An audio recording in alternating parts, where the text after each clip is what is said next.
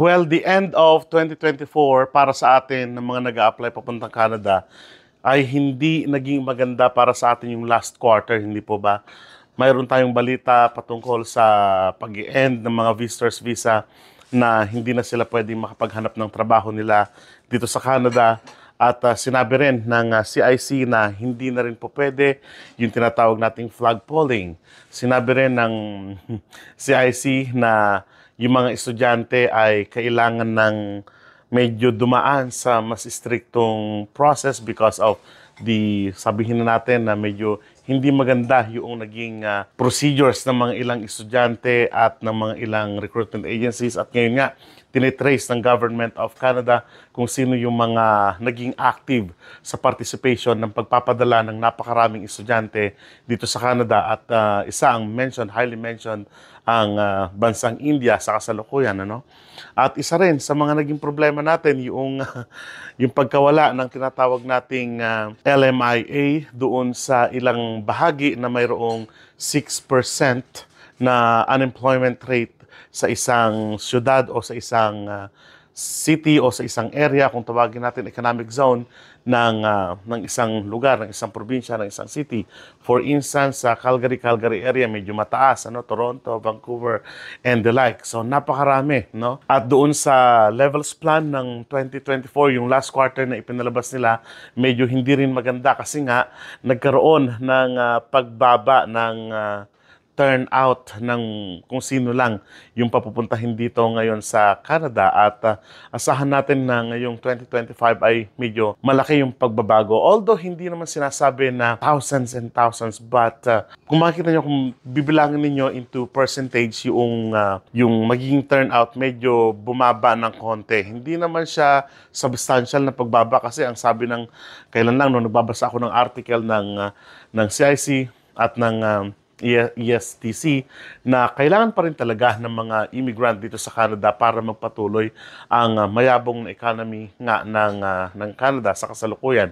But it doesn't mean ngayon na medyo magiging reluctant na tayo doon sa ating pag-apply, no? At medyo magiging siguro isa sa mga dahilan kung bakit naisipan ko yung ganitong vlog ngayon, it's because gusto ko na payabungin o paigtingin yung intensity ng inyong kumbaga interest sa pag-apply dito sa Canada. Napakahalaga po kasi na ma-lift yung boost ng mga kababayan natin ninyo naman nag-a-apply na papunta dito sa Canada dahil yung iba, sabi nila, nababasa ko doon sa mga comments, sa comment section na magkukwit na ako, ayoko na, dito na ako sa UAE, dito na ako sa Hong Kong, dito na ako sa blah blah blah, dito na ako sa Pilipinas, something like that. At kumbaga naputol yung kanilang level ng enthusiasm sa pag-apply, no? Interest nila, sabihin ko na nga lang na gano'n, sa pag-apply dito sa Canada sa kasalukuyan, no?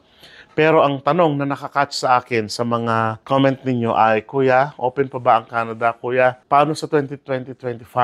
Magkakaroon pa kaya ng pag-asa na makarating yung family ko, ako mismo dito sa Canada? At nakadurog ng puso na isipin na yung, kumbaga, investment ninyo for how many years ng pag-apply dito sa Canada.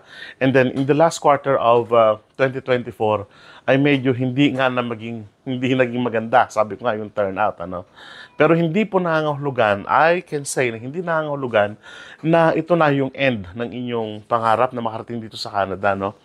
Na hindi rin nangangahulugan na ito na yung, kumbaga, mag-i-stop na ako dito kasi wala na, talagang totally lost na, talagang hindi na kaya ng Immigration Canada. Hindi po gano'n ang ibig sabihin nun nung balita na narinig ninyo dito sa Canada sa kasalukuyan, at hindi rin ito yung dahilan kung bakit kayo mag-i-stop. There are lots of programs, there are lots of streams na pwede ninyong applyan pa rin dito sa Canada. For instance, paano ako mag-a-apply? Yung 6% ng mga city hindi nga i-reissue o hindi nga magre-resume yung issuance ng LMIA. That's true po, no? Kasi 6 point something. Halimbawa, doon sabi ko sa Calgary area, kausap po yung pinsan ko kanina, sabi nila parang 6 point something. At marami sa kanila, sa iba doon, na parang nag-signify yung kanilang mga employer na medyo hindi nga raw sila re-renew na. Mahihirapan na sila na mag-renew ng kanilang LMIA. At malalaking company ito ha. Hindi lang basta mga restaurant o na mga stall. Malaking company na rin ang sabi na nahihirapan sila sa pagre-renew ng kanilang LMIA. Now, ano ang trick doon? Ano ang pupwede doon?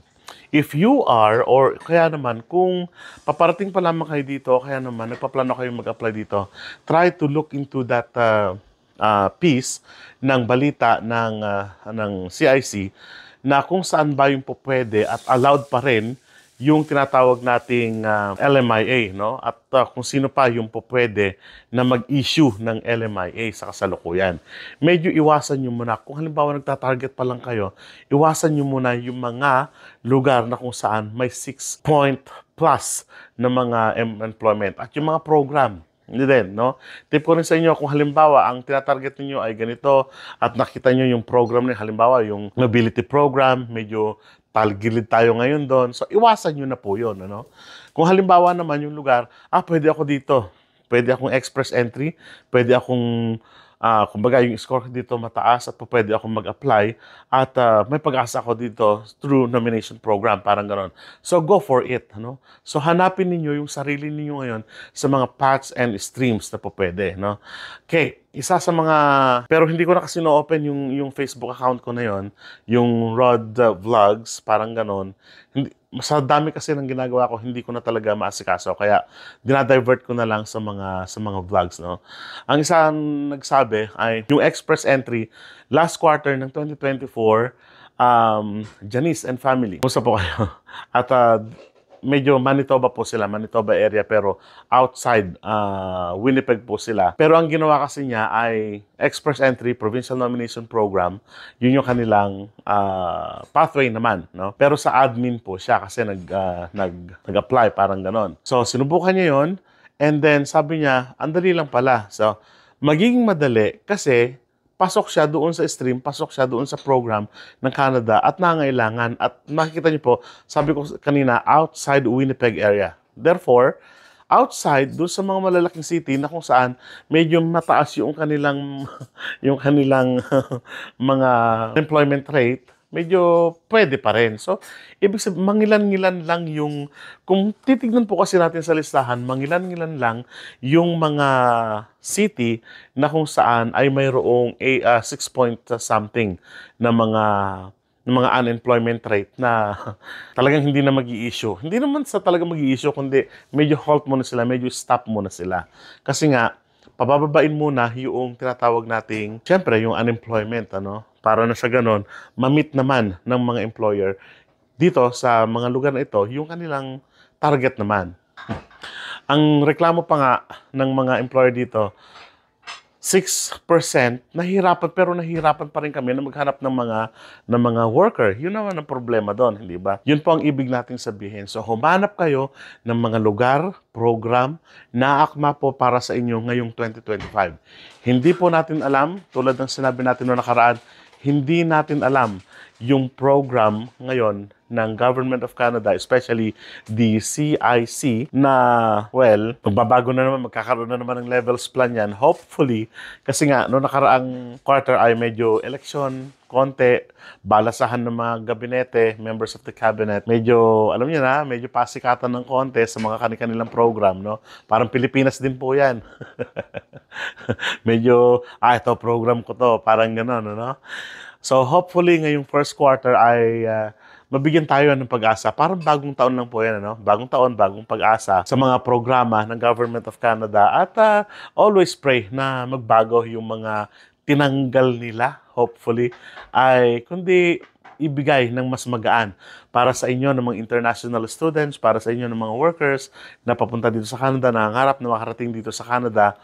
Hopefully ay magkaroon ng malaking pagbabago at yung malaking pagbabago na yun ay pumanig sa inyo na nangangarap na makarating dito sa Canada. Tulad din po namin noong mga nakararaang mga panahon o taon. So hopefully, yung mga programa na binanggit natin nung last quarter ng 2024 ay magkaroon ng kumbaga 180 degrees na pagbabago, no? Na papanig naman sa mga workers ng Canada. Although, palagi naman iniisip ng Government of Canada yung kalagayan talaga ng mga workers dito sa Canada. Kasi alam po ninyo, kaya nagkaroon ng mga malaking pagbabago, paghihigpit ang Government of Canada, mga aking may bahay, ang Government of Canada, it's because of the safety or for the safety of the workers at ng mga international students na nandito sa Canada na maiwasang maabuso, maiwasang gamitin lang sila kung saan-saan o kaya naman hindi maibigay yung talagang kanilang program na nararapat. Ano? Oh, hi! Ang aking baby. So hopefully po ay magkaroon ng mas magandang result yung inyong application. Ano?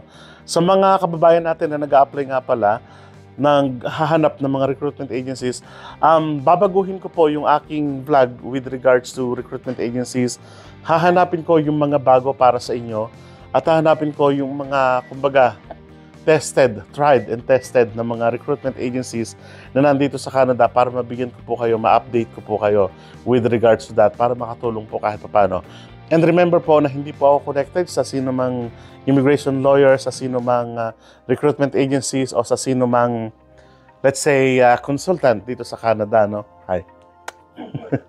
So, asahan po ninyo yan na ngayong 2025 ay magbibigay pa rin po tayo ng mga updates with regards to CIC, IRCC, para sa ganun, updated din po kayo sa mga program ng Canada. So, maraming salamat po at kita-kita po tayo sa mga susunod na vlog. Hanggang sa muli po, paalam. Nasa camera, yun. So, paalam po.